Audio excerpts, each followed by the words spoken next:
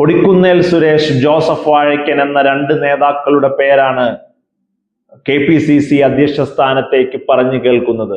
കൊടിക്കുന്നിൽ സുരേഷ് ആഴ്ചകൾക്ക് മുമ്പ് തന്നെ ഹൈക്കമാൻഡിനെ കണ്ട് അധ്യക്ഷ സ്ഥാനത്തേക്കുള്ള കസേര ഉറപ്പിക്കലിന്റെ ഭാഗമായി നിർണായക നീക്കങ്ങൾ നടത്തിയെന്ന് പറയുമ്പോഴും എന്തുകൊണ്ടാണ് ജോസഫ് വാഴക്കൻ KPCC അധ്യക്ഷ സ്ഥാനത്തേക്ക് എത്തുമെന്ന് രാഷ്ട്രീയ നിരീക്ഷകർ, മുഖ്യധാരാ മാധ്യമങ്ങൾ ഒരുപോലെ വിശ്വസിക്കുന്നത് എന്നുള്ളത് രമേശ് ചെന്നിത്തല എന്ന നേതാവിന്റെ ഡിമാൻഡിങ് പവറാണ്. കാരണം മുഖ്യമന്ത്രി സ്ഥാനം VD സതീശന് നൽകിയപ്പോ ഒരു വൈകാരികപരമായ രീതിയിലേക്ക് രമേശ് ചെന്നിത്തല മാറിയിട്ടുണ്ട് എന്ന് പറയാതെ വയ്യ. കാരണം മുഖ്യമന്ത്രിയാകാൻ സാധിച്ചില്ല, ആഭ്യന്തര വിജിലൻസ് വകുപ്പ് കൊടുത്തുവെങ്കിലും രമേശ് ചെന്നിത്തല ഒരു ചോദ്യചിഹ്നമായി ഇപ്പോഴും നിൽക്കുകയാണ്. സാക്ഷാൽ VD സതീശൻ രമേശ് ചെന്നിത്തല കേറ്റർ ചെയ്യുന്നതിൽ പോലും ഉണ്ട് ആ വിഷയം എന്നുള്ളതാണ്.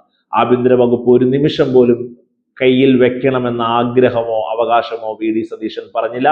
നേരിട്ട് അദ്ദേഹത്തെ വീട്ടിൽ കണ്ടിട്ടാണ് ആഭ്യന്തര വകുപ്പ് നൽകാം എന്ന് VD സതീശൻ പറഞ്ഞത്. ഒരു ചർച്ചയ്ക്ക് വഴിവെക്കുന്ന സാഹചര്യം പോലും ഉണ്ടാക്കിയില്ല എന്നുള്ളതാണ്. മാത്രവുമല്ല, രമേശ് ചെന്നിത്തല അൻവർ സാദത്തിനും IC ബാലകൃഷ്ണനും വേണ്ടി മന്ത്രിസ്ഥാനത്തേക്ക് വേണ്ടി പിടിച്ചിരുന്നു, അതും സാധിക്കാതെ പോയി. അങ്ങനെ ഒരു മോർ പവർഫുൾ ഡിമാൻഡിങ് ഫാക്ടറായി രമേശ് ചെന്നിത്തല മാറുകയാണ്.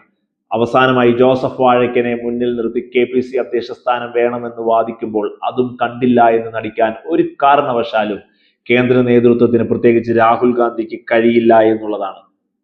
അതുകൊണ്ട് തന്നെ ജോസഫ് വാഴക്കന്റെ തട്ട് താണിരിക്കുന്നു എന്ന് ഇവിടുത്തെ രാഷ്ട്രീയം മൊത്തത്തിൽ ചിന്തിക്കാൻ കാരണം അത് തന്നെയാണ്.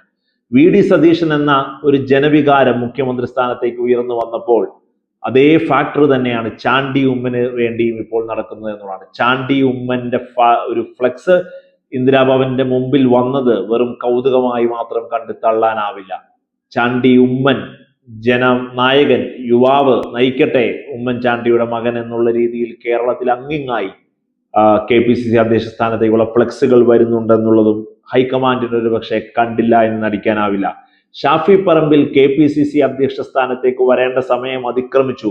ആവശ്യമുള്ള സമയത്ത് മുഴുവനും ഷാഫിയെ ഉപയോഗിക്കുന്നു, പിന്നീട് ഷാഫിയെ മാറ്റി നിർത്തുന്നു എന്നുള്ള ഒരു വികാരവും ഷാഫി അനുകൂലികൾക്കിടയിലുണ്ട്.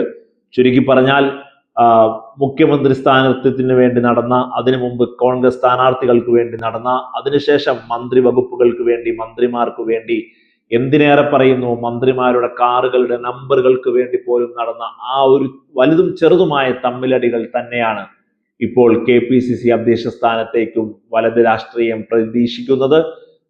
രാഹുൽ മാങ്കൂട്ടത്തിന് ശേഷം OJ ജനീഷിന് ശേഷം യൂത്ത് കോൺഗ്രസ് അധ്യക്ഷ സ്ഥാനവും ഏറ്റവും പെട്ടെന്ന് തെരഞ്ഞെടുക്കാനുള്ള ഒരു രീതിയിലേക്കാണ് കോൺഗ്രസ് പോകുന്നത് എന്നുള്ളതും ശ്രദ്ധേയമാണ്.